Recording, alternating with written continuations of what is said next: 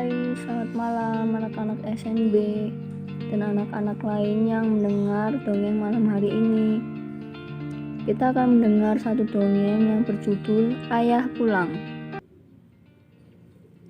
Petang itu, matahari bersinar cerah, sama seperti wajah Yudi yang sebentar-sebentar tersenyum. Namun, wajah itu kawannya tidak cerah. Kedua anak itu duduk bercakap-cakap di sebuah jembatan kecil yang sepi. Dua buah bungkusan besar berisi tumpukan kertas yang akan direkat dan dilipat menjadi amplop tergeletak di atas trotoar. Daun-daun rindang pohon kedondong di tepi kali menaungi mereka dari panas matahari yang sangat petang. Kamu amat beruntung, Yud. Minggu depan ayahmu pulang. Kamu tidak usah lagi bersusah payah mencari nafkah seperti sekarang ini, kata Edo. Sabar, Do. Suatu waktu nanti ayahmu juga akan pulang. Sekarang kamu sudah bisa mencari uang. Kamu bisa menyewakan payung kalau hari hujan. Bisa menerima upahan, merekat amplop, dan membantu di warung BIPA. Tak ada yang perlu kau khawatirkan, hibur Yudi. Ingat, segala sesuatu ada waktunya. Ada waktu susah, ada waktu senang. Ya, aku sangat berterima kasih padamu. Karena bimbinganmu, aku berani berjuang mencari nafkah. Aku tidak merasa malu mengerjakan pekerjaan apa aja, asal halal. Keluarga kami sangat terbantu. Itu mengucapkan terima kasih. Kita kan sama-sama senasib. Ayah kita sama-sama bekerja di tempat yang jauh. Ayah kita sama-sama mendapat kesulitan sehingga belum bisa mengirim uang untuk keluarga. Sudah seharusnya sesama kawan saling menolong, kata Yudi. Itu terdiam. Ia ingat masa-masa yang amat sulit. Ketika keluarganya nggak punya uang. Ayahnya yang bekerja di luar negeri jatuh sakit dan nggak bisa mengirim uang bagi keluarga. Lalu ibunya mulai mencari pekerjaan. Itu dan kedua adiknya, Gita dan Riko, mulai belajar mengurus diri sendiri. Ketika mereka berangkat ke sekolah, ibu juga berangkat bekerja. Ketika mereka pulang sekolah, ibu masih di tempat pekerjaan. Sore hari ibu baru pulang. Lalu ia memasak dan mencuci pakaian. Mereka nggak bisa lagi menggaji pembantu. Di sekolah, itu yang biasanya periang berubah menjadi anak pendiam. Ia nggak bisa lagi pergi main mobil-mobilan ke pertokoan bersama kawannya. Ia tidak lagi pergi ke toko buku membeli buku-buku cerita. Ia nggak lagi jajan di kantin. Setiap uang yang akan dikeluarkan harus benar-benar diperhitungkan. Yudi mulai mendekati dan menasihatinya. Aku juga pernah mengalami hal yang sama. Memang berat, tapi kamu nggak boleh menyerah, kalah pada keadaan. Bantulah ibumu. Paling tidak kamu bisa mencari uang untuk membayar sekolahmu atau membeli keperluanmu sendiri. Kemudian Yudi mengajak itu bekerja. 3 bulan telah berlalu. Kini berita gembira datang bagi Yudi. Ayah Yudi akan pulang dari pedalaman Kalimantan. Ia mendapat pekerjaan di Jakarta.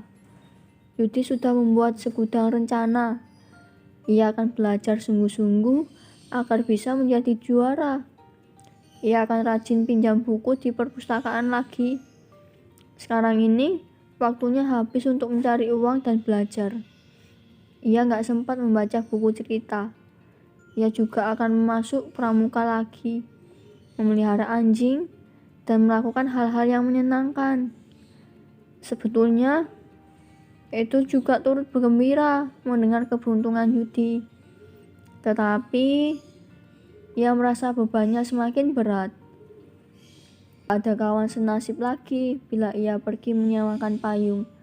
Nggak ada kawan untuk sama-sama membawa bungkusan amplop yang cukup berat. Nggak ada kawan bila ia membantu di warung BIPA. Nggak bisa lagi ia bekerja sambil bersenda gurau dengan Yudi. Lebih-lebih lagi, ia nggak tahu kapan ayahnya pulang. Sudah 6 bulan ayahnya pergi. Berita terakhir 3 bulan yang lalu mengabarkan ayahnya sakit dan nggak bisa mengirim uang. Sesudah itu, nggak ada berita apa-apa lagi. Masih lumayan Yudi. Ayah Yudi mengatakan bahwa ia nggak bisa mengirim uang karena bekerja di pedalaman, nggak ada kantor pos di sana. Ia nggak berani mengirim uang melalui orang yang kurang bisa dipercaya. Ia minta supaya keluarga bersabar. Ia akan segera pulang atau mengirim uang segera setelah ada kesempatan.